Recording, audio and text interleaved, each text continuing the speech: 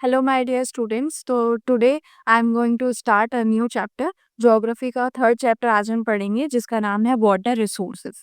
तो let's begin. यहाँ पे आपको ध्यान रखना है कि water is a renewable resources, यानी जिसका ये मतलब है कि ये बार बार रिन्यू हो सकता है। वाटर हमारे पास खत्म नहीं हो रहा है, लेकिन हमें वाटर को बचाना बहुत ज़्यादा इंपॉर्टेंट है। तो इट्स अ रिन्यूएबल रिसोर्सेज, क्योंकि ये जो पूरा वाटर साइकिल चलता है इसीलिए इसी की वजह से इसको वाटर रिसोर्सेज कहा जा रहा है।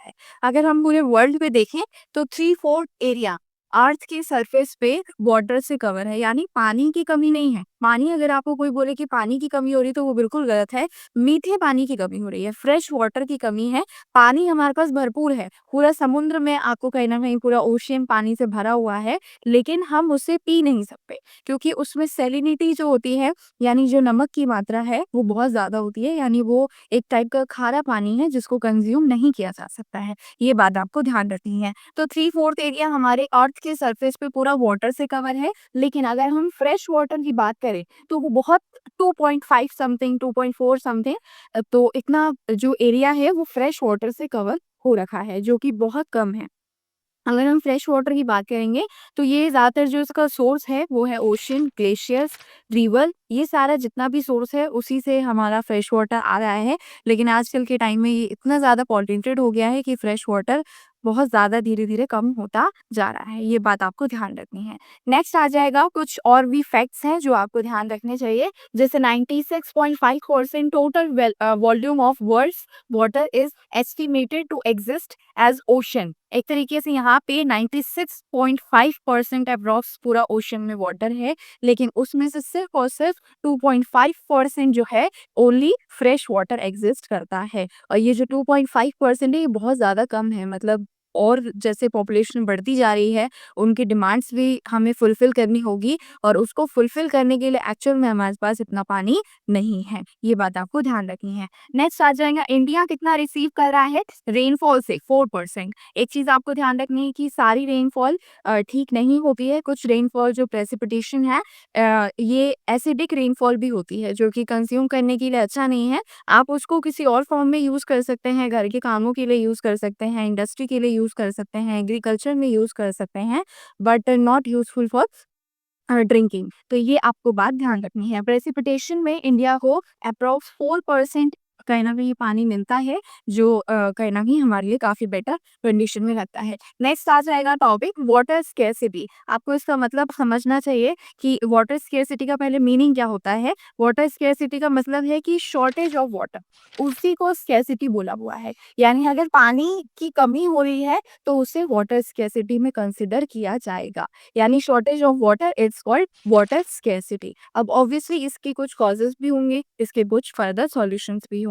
अगर हम वाटर स्केर्सिटी के कॉजेज देखें कि पानी आजकल के टाइम में कम क्यों होता जा रहा है, तो इसका सबसे बड़ा जो रीजन है, हमारी पॉपुलेशन बहुत ज्यादा बढ़ती जा रही है। पहले इंडिया की जो पॉपुलेशन थी, अगर आप देखेंगे, आपको रिकॉर्ड्स पता हो तो पहले इंडिया की पॉपुलेशन सेकेंड नंबर पे थी, फर्स्ट नंबर पे चाइना था। लेकिन अब अगर रिसेंटली डाटा अगर आप देखेंगे तो इंडिया की पॉपुलेशन फर्स्ट नंबर पे आ गई है और सेकंड नंबर पे चाइना की पॉपुलेशन है। तो जैसे जैसे पॉपुलेशन बढ़ेगी तो इसकी डिमांड भी फुलफिल करना it quite difficult for us. तो ये आपको बात ध्यान रखनी है। नेक्स्ट आ जाएगा ओवर एक्सप्लॉयटेशन। पानी का बहुत सारे लोग ऐसी जगह पे भी यूज कर रहे हैं जहाँ पे इतना मीठा पानी का यूज नहीं है। आप उस जगह पे नमकीन पानी या खारा पानी भी यूज कर सकते हैं। लेकिन कुछ लोग जैसे गाड़ी धोने के लिए मीठे पानी का यूज कर रहे हैं, बाइक धोने के लिए मीठे पानी का यूज कर रहे हैं, घर के ऐसे कामों में मीठा पानी यूज हो रहा है जो कि उसमें यूज करना वर्थ इट नहीं है। अगर आप मीठे पानी को सिर्फ पीने के लिए यूज करें, कुछ प्रॉपर काम करने के लिए यूज करें तभी ठीक है, लेकिन आप मीठे पानी को अगर ऐसी सब चीजों में यूज करेंगे तो वो अच्छा नहीं रहेगा। नेक्स्ट आ जाएगा ये अनइक्वल डिस्ट्रीब्यूशन ऑफ वाटर। यानी वाटर जो है एक रिन्यूएबल रिसोर्सेज है, जैसा कि मैं पहले कह चुकी हूँ, लेकिन इसके साथ साथ वाटर हम सबके पास इक्वल नहीं है।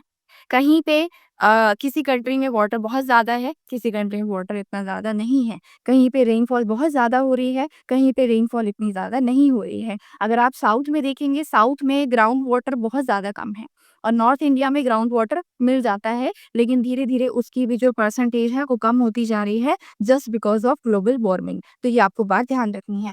तो अनइक्वल डिस्ट्रीब्यूशन की वजह से पानी की जो है कमी और किल्लत देखने को मिलती है। नेक्स्ट आ जाएगा वाटर पॉल्यूशन। ये बहुत इंपॉर्टेंट फैक्टर है क्योंकि आधे से ज़्यादा जो वाटर की कमी है वो पॉल्यूशन की वजह से ही हो रही है। इसमें आ जाता है इंडस्ट्रियल वेस्ट, जो भी इंडस्ट्रियल का काम है, जितना भी कचरा है, जो भी कहीं न कहीं जा रहा है, वो सीधा सी में ही जा रहा है, रिवर में ही जा रहा है, तो वो उसको पॉल्यूट कर देता है। उसमें इतने ज़्यादा सब्सटेंस मिल जाएँगे, जिससे कि बाद अगर आप उसको पिएँगे तो वो आपके लिए हेल्थ के लिए अच्छा नहीं है।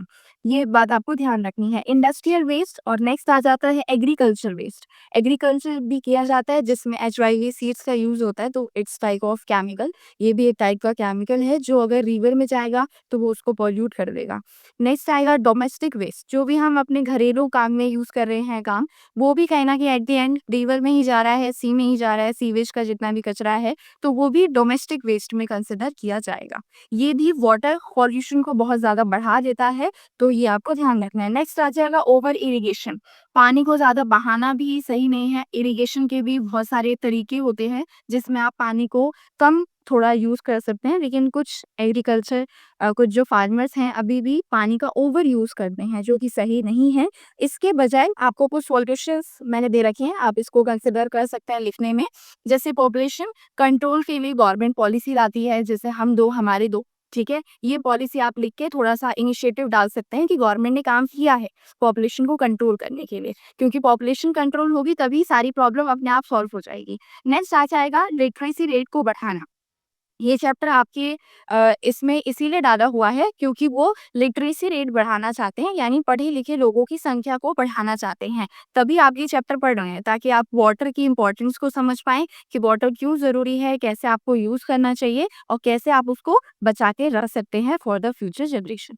नेक्स्ट आ जाएगा लिटरेसी रेट के साथ-साथ मतलब यहाँ पे new methods of irrigation. New methods of irrigation में आपको ध्यान रखना है, एक आता है स्प्रिंकल मेथड और एक आ जाता है ड्रिप मेथड।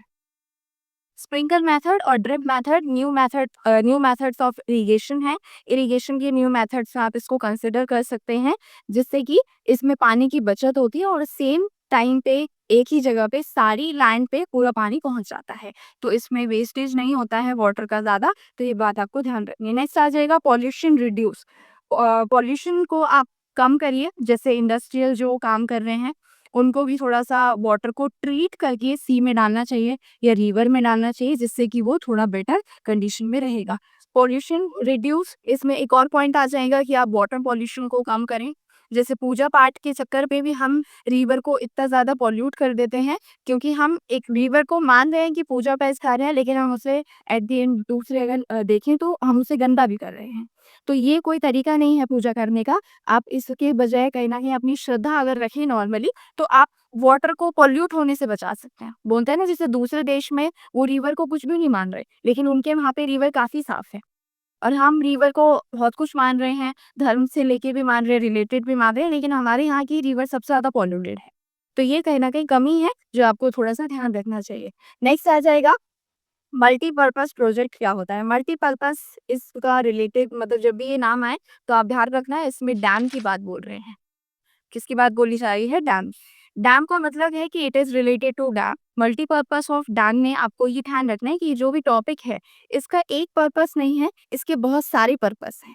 इसीलिए इसको क्या कंसीडर किया जा रहा है? Multipurpose project. अगर ये क्वेश्चन पे आ सकता है कि मल्टीपर्पज़ प्रोजेक्ट्स को एक्सप्लेन करें या एडवांटेजेस ऑफ डैम बता दें, तो यही आपको एक्सप्लेन करना है। सबसे पहले मल्टीपर्पज़ क्या-क्या है? स्टोर वाटर, मतलब एक तरीके से अगर हम देखें तो डैम इसीलिए बनाया जाता है ताकि हम वाटर को एक लार्ज क्वांटिटी में एक बड़े से एरिया में स्टोर करके रख सकें फॉर फर्दर इनोवेशन के लिए। नेक्स्ट आ जाएगा हाइड्रो पावर जनरेशन, यानी बिजली बनाने के लिए भी हम इतने सारे पानी को एक जगह पे स्टोर करके रखते हैं ताकि हम ज़्यादा बड़े लेवल पे हाइड्रो पावर जनरेशन कर सकें। नेक्स्ट आएगा कंट्रोल फ्लड, यानी जितने भी एरिया है जहाँ पे पानी बहुत ज़्यादा है या प्रेसिपिटेशन बहुत ज़्यादा होती है, रेनफॉल बहुत ज़्यादा है वहाँ पे, तो उस एरिया में फ्लड के चांसेस बहुत ज़्यादा रहते हैं। तो उसको थोड़ा-सा कंट्रोल करने के लिए हम डैम बना लेते हैं कि पानी को स्टोर कर देते हैं, जिससे कि जिन एरिया में ज़्यादा पानी हो जाता है ओवर, तो उससे थोड़ा-सा बचा जा सके।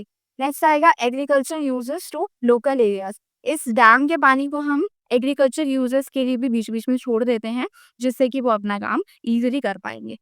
तो इतनी बात आपको ध्यान रखनी है कि मल्टीपर्पज़ प्रोजेक्ट्स इन सब कामों के लिए किया जाता है। तो आज के लिए इतना ही रखते हैं, नेक्स्ट पार्ट 2 में आएगा, तो ये बात आपको ध्यान रखनी है। Thanks for watching, please like, share, subscribe to our official channel. Thank you.